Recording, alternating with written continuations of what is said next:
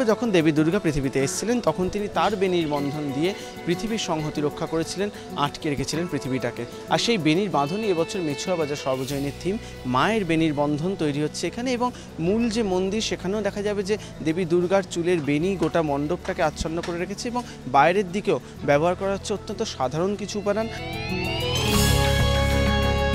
কোথাও বা ফোমের পাইপ, কোথাও তেলের কুপি, এরকমই সাধারণ কিছু উপাদান দিয়ে তৈরি হচ্ছে মণ্ডপ, এবং সব মিলিয়ে রঙের ছটা থাকছে থিমের বক্তব্য।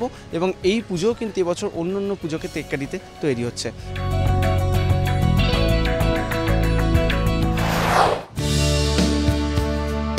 উদয়ন সংঘের পরিচালনায় দক্ষিণ পূর্বাঞ্চল হসপিটাল রোড সর্বজনীনের পুজো, ইএম বাইপাসের খুব কাছাকাছি এই পুজো। এখানে আমরা দেখতে পাচ্ছি যে বিভিন্ন ধরনের থার্মোকলের কাজ হয়েছে এবং প্লাইউডের ওপরে বিভিন্ন কলকা করা হয়েছে, তার মধ্যে বিভিন্ন নৃত্যশৈলী রয়েছে।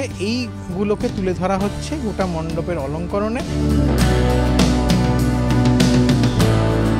ভারতীয় মন্দির শৈলী তাকে নিয়েই কিন্তু গোটা মণ্ডপ সজ্জা, এবং সেখানে বিভিন্ন ধরনের ভারতীয় অলঙ্করণ থাকছে।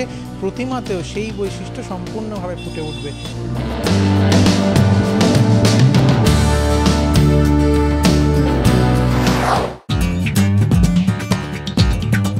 এই পুজোর আনন্দটা সবচেয়ে বেশি কাদের?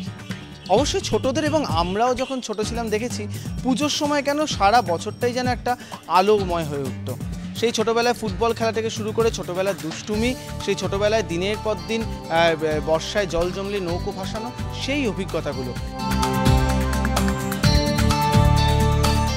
কোথাও সেই ছোটোবেলার কানামাছি খেলার ছবি, তো কোথাও টোটো করে ঘুরে বেড়ানোর ছবি। সব মিলিয়ে এখানকার যে রঙিন মণ্ডপ সেটা ছোটোদের তো ভালো লাগতে বাধ্যই, এবং বড়দের জন্য থাকছে একটা নিখাদ নস্টালজিয়া, যেটা তাদের সেই পুরনো সময় ফিরিয়ে নিয়ে যাবে তাদের ছোটোবেলার পুজোর সময়।